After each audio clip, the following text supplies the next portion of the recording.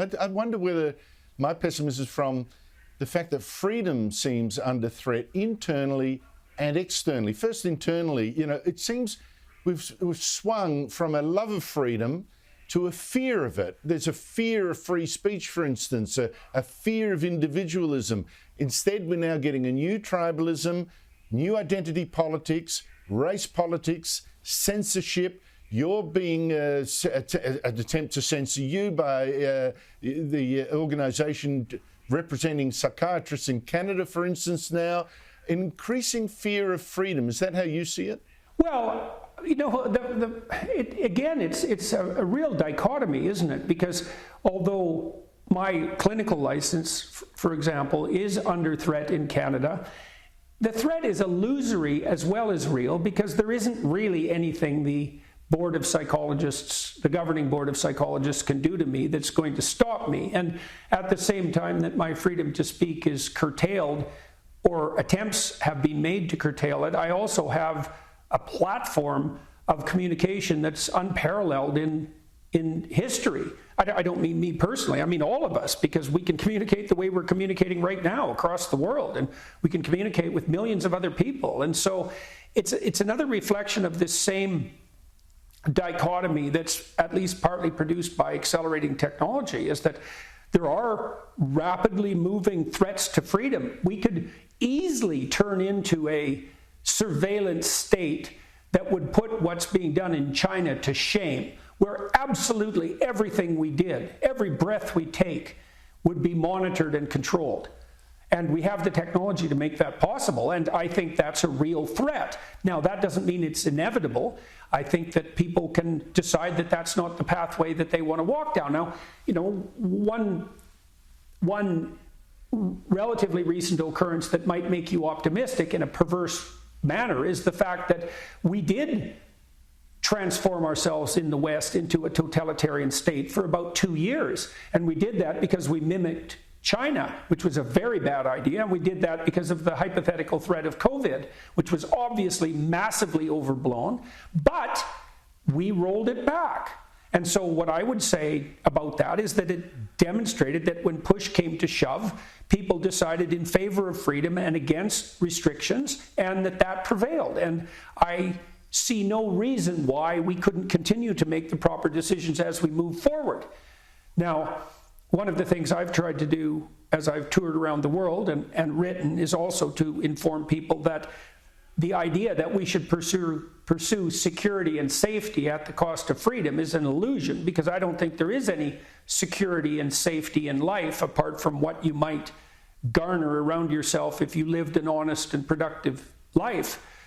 I think that we need to be more forthright, especially with young people, about the fact that life is an apocalyptic risk and always has been, but that the right attitude towards that isn't to hide yourself under your bed and cower and be triggered by every little occurrence that might upset you emotionally, but to face the world with some voluntary courage and find out as a consequence of doing that there's a lot more to you than you think. And this is certainly something therapists have discovered, real therapists, in the last 100 years, because we know perfectly well, and every therapist worth his or her salt knows this, that if you help people confront what they're afraid of and intimidated by programmatically and strategically and voluntarily, they get much braver and more competent. And that's the right pathway forward. And if you explain that to young people, I would say, and to older people for that matter, they're pretty damn excited about that possibility, because we're built for adventure and not for security. And if you can tell the right story of adventure, then it overwhelms the attractiveness of the story of security or the story of hedonistic gratification. Well, golly, I think that message very much needs to be heard now, because what makes me worried more is at the same time that freedom is being under assault internally in the West, the censorship, etc., we see powerful countries that are authoritarian coming together in an alliance to challenge the West. You've got China, you've got Russia, Iran and North Korea. I mean, just last week, the Hamas terrorist group that attacked Israel sent a delegation to talk to Russia. Iran sent a delegation there too. You see them coming together. And meanwhile, in the West, you see protesters supporting the Hamas war on Israel. You had I don't know how many were in London just as you're gathering together for this conference, 100,000 or something, crowding the London Bridge, etc. It's just frightening. There's protests too against saving Ukraine from the Russian invasion. Yeah. It just seems to be a weaker commitment to freedom inside the West, just when it's being threatened by countries that are enemies of freedom. Well, what we're seeing play out to some degree is the continued manifestation of the oppressor-oppressed narrative that's so characteristic of the totalitarian left. And in its latest guise, it's the Palestinians are playing the role of the unjustly oppressed. And once you accept that story, well, it's easy to get your back up about it, and there are reasons for that. But, I would say at the same time, a lot of the pretensions of the authoritarian left have been stripped away in the last month. Institutions like Harvard have taken what might be permanent stains on their reputation as a consequence of being a little bit too ideological in their approach.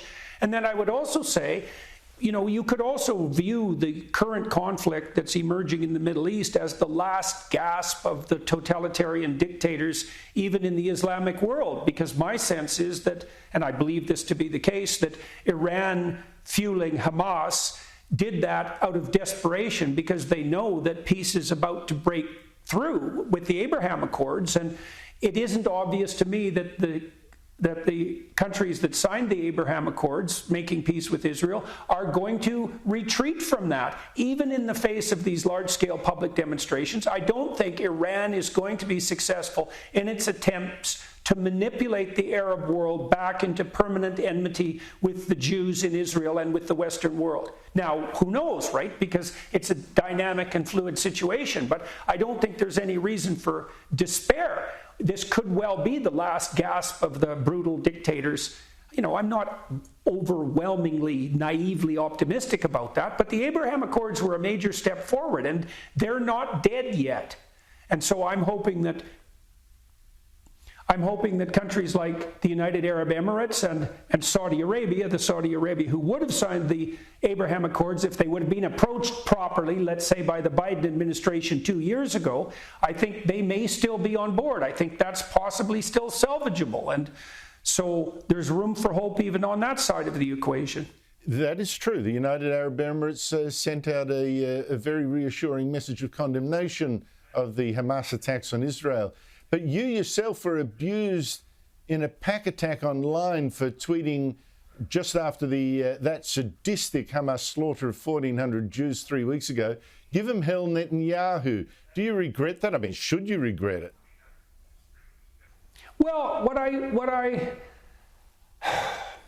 Twitter isn't a very good medium for commenting about vital matters, and what I did in the aftermath of that was release a video explaining something like we talked about tonight, which was the relationship between the thugs in Iran and the support for Hamas and what's really going on behind the scenes. And, that was a much more intelligent approach to the problem than my more emotional response to the Hamas brutality that unfolded in Israel. And so, it's difficult to master these complex technologies of mass communication perfectly. And one of the things that I've been trying to learn is when a quick quip is appropriate and when something more thoughtful and longer form is appropriate. And in this particular situation, the longer form response was more appropriate. Do I regret it? Well, it's hard not to react with a certain degree of emotion when you see that kind of brutality reemerge. And I knew what was going on behind the scenes. I knew perfectly well that this was the death rattle of the Iranian state, or at least that's one way of looking at it. And the fact that they provoked their Hamas bullies into this brutal attack on Israel, they did it it was quite brilliant in many ways. The idea was, well, we'll have our Hamas lackeys do something so brutal that the Israelis will have to respond in kind, and given their likely military supremacy in relationship to the Hamas forces, tide will turn against the Israelis as they start to become successful. That'll divide the Arab world and scuttle the Abraham Accords. It's a pretty brilliant move, but it's a terrible thing to do in every way. I mean, I don't believe that the Arab world is properly oriented towards its own citizenry, the Islamic world, if the mullahs of Iran are their model of governance. I mean, even the people in Iran don't seem to think very highly of their totalitarian leaders. And so it isn't obvious to me that they're going to get away with this. Now, did I help or hurt that? Well, I don't know. You know, I was happy with my more considered response. And so I'm trying to learn to be judicious in emotionally responding, especially in a platform like Twitter, and to leave serious matters for longer form investigation. But, you know, live and learn. And I'm happy with the longer video I made about the thugs of Iran, let's say. So, you know, it's very difficult to do something difficult perfectly. And so you have to stumble along as you move forward and make allowances for your own stupidity. And I think that what I did was regarded to some degree as a betrayal by some of the Muslim people who had been following my work with some regard online, and that's unfortunate. And perhaps I could have handled that better, no doubt. But you know, when a situation is complex enough to cause a war, it's often going to be the case that